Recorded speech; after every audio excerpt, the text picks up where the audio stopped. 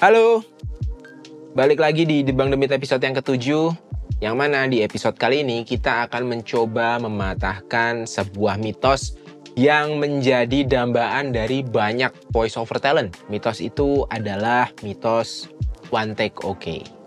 One take okay ini selalu menjadi dambaan para voice over talent gitu ya. Karena mungkin rasanya kalau bisa one take okay itu terkesan profesional, terkesan jago gitu. Padahal dengan one take okay pun belum tentu loh hasilnya bisa lebih cepat, bisa lebih baik, dan rekamannya juga mungkin ya akan sedikit choice gitu. Nah, mitos itu tuh yang mau kita coba patahin. Mitos bahwa rekaman one take okay bisa lebih cepat dari rekaman voice over yang penuh dengan tambalan editing dan cutting dan chopping. Oke, kali ini kita bakal kerjasama dengan voice over talent. Siapa talentnya yang akan kita ajak kerjasama untuk mematahkan mitos ini? Ayo kita tonton profilnya. Nama saya Leila Karina Rangkuti, itu nama asli. Tapi nama yang digunakan di Instagram, email, terus YouTube, dan yang biasa dikenal sama orang adalah Ella Arlika. Dan latar belakang saya adalah broadcaster. Saya bekerja di radio dari tahun 2001. Terus kemudian ngajar public speaking, voice over talent, kadang MC, dan kadang jadi host podcast. Jadi kalau dirunut-runut ke belakang, voice overnya tuh tanpa sadar emang sudah dilakukan ketika jadi penyiar radio kan gitu. Karena kita kalau kerja di radio biasanya harus ngisi iklan, bacain adlibs, dan lain-lainnya gitu. Tapi sekitaran tahun 2014 itu aku udah mulai, oke nih jadi penyiar udah. Terus kemudian harus bisa ngembangin diri dan lebih suka ke voice over dibandingin MC dan lain-lainnya. Jadi ngembangin lagi untuk bisa ngisi suara untuk company profile, untuk audiobook, untuk iklan TV, untuk iklan-iklan lainnya gitu. Atau kebutuhan-kebutuhan dokumentasi, IVR dan lain-lain. Yang pernah dikerjakan pernah ngisi TVC untuk SGM. Terus ada company profile dari PT PLN, PJB pernah. Terus kemudian Kompro Unisa beberapa kali. Terus kemudian ada audiobook dari Storytel, Telkomsel, BRI. Dan yang terakhir sih ngerjain Lego. Pekerjaan sekarang itu sebagai ngajar public speaking dan juga untuk ngajar broadcast. Oke ya, di game kali ini kita bersama Mbak Ella akan membacakan sebuah naskah yang sama, di mana salah satu naskah akan dibacakan dengan mencari kesempurnaan.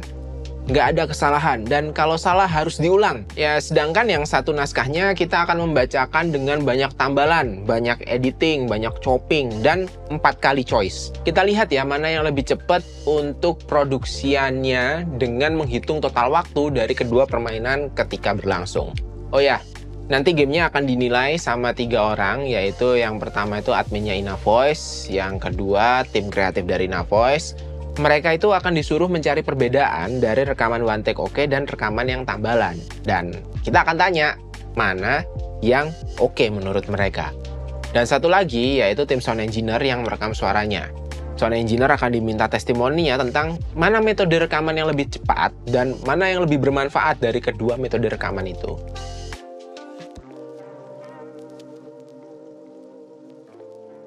One take okay. Jelajahi pantai-pantai terindah Indonesia dari Pasir Putih Bali hingga Batu Karang Nusa Tenggara, yang masing-masing menawarkan keunikan yang memukau. Pantai-pantai ini adalah surga bagi keanekaragaman hayati dan pelancong. Namun, terancam oleh polusi dan erosi. Kita harus mengurangi sampah plastik, melindungi terumbu karang, dan mendukung kebijakan pelestarian lokal untuk menjaga keindahan ini. Mari jaga keajaiban alam Indonesia. Karena setiap tindakan kecil kita berdampak besar pada pelestarian alam.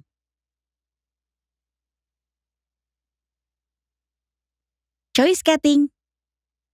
Jelajahi pantai-pantai terindah Indonesia dari Pasir Putih Bali hingga Batu Karang Nusa Tenggara, yang masing-masing menawarkan keunikan yang memukau. Pantai-pantai ini adalah surga bagi keanekaragaman hayati dan pelancong, namun terancam oleh polusi dan erosi. Kita harus mengurangi sampah plastik, melindungi terumbu karang, dan mendukung kebijakan pelestarian lokal untuk menjaga keindahan ini. Mari jaga keajaiban alam Indonesia, karena setiap tindakan kecil kita berdampak besar pada pelestarian alam.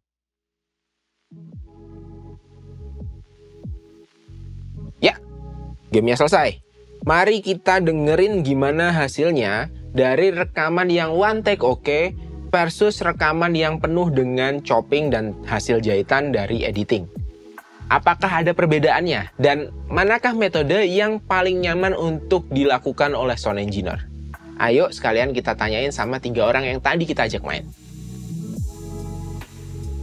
Untuk penilaianku, keduanya memang sepintas itu didengarkan sama ya, hampir sama. Karena mungkin faktor dari skrip yang tidak terlalu panjang. Tapi kalau misal aku dengerin lebih jeli lagi, itu bedanya kelihatan. Jadi untuk yang one take itu file yang terdengar lebih matang daripada dengan file yang one take oke. Kenapa? Karena itu adalah gabungan dari gabungan dari audio dengan beberapa choice yang kemudian dijadikan sebagai satu audio. Makanya di situ audionya matang, terdengar matang karena memang sudah dipilih atau sudah terpilih dari audio-audio yang banyak dari beberapa choice itu. Untuk yang audio one take oke sebenarnya terdengar bagus-bagus saja. Tapi kalau misal itu bisa dimatangkan lagi, itu lebih bagus lagi. Oke, kan tadi ada 2 choice. Yang pertama itu chop, yang satunya lagi one take. Nah, kalau menurutku bedanya tuh sebenarnya tipis ya. Kalau misalnya didengerinnya berkali-kali baru ngeh kalau ternyata ada perbedaan kayak intonasi atau cara nge-storytellinginnya kayak gitu. Kalau aku yang ini sih, yang chop sih, karena mungkin dari setiap part teksnya atau skripnya itu punya suasana atau apa ya, feel yang beda gitu. Jadi kayak sesuai aja, jadi lebih enak dan lebih nge-feel ketika didengerin. Untuk aku sebagai admin, tentunya aku akan memilih audio yang dengan metode cut. Karena di sini kan aku admin menghubungkan antara klien dan juga Inavoice. Otomatis aku akan memilih audio yang paling baik yang kami kerjakan untuk klien. Jadi otomatis audio yang dipilih adalah audio dengan metode cut karena itu sudah melalui proses pemilihan audio dari beberapa choice yang dijadikan satu dan itu sudah matang. Untuk metode rekaman yang paling cepat ya menurutku adalah metode yang chop dan cutting ya. Jadi kita rekaman panjang dulu, nanti kita benerin yang salah-salah doang. Kalau yang one take oke itu agak lama ya, soalnya kita harus memilih yang terbaik di antara yang terbaik gitu. Nah, kesulitannya yang kedua buat one take oke itu adalah mood talent. Kadang kita kan mengulang skripnya sama terus ya, berulang-ulang gitu ya. Nah, itu kadang bisa membuat mood talent menjadi turun, drop gitu. Nah, itu juga cukup bahaya dan makin lama nanti. Mungkin skrip yang pendek emang one take oke mungkin masih bisa tolong ya. Enak lah, maksudnya rekamannya bisa cepat, tetap cepat gitu. Untuk skrip panjang sepertinya emang tidak memungkinkan untuk one take oke, itu sangat susah gitu. Buat kelebihannya yang one take oke itu di editing itu kita udah nggak perlu ngedit lagi tuh, udah langsung jadi, udah final lah ibaratnya, udah enak. Cuman kalau di cut and chop gitu ya kita harus memilih-milih lagi, harus lebih waktunya lebih panjang di editingnya gitu. Untuk keseluruhan project lebih enak yang cut and chop ya, soalnya lebih efektif. Kita hanya menghilangkan yang salah-salah, asal udah sesuai dengan brief itu udah oke sih dan menyingkat waktu gitu.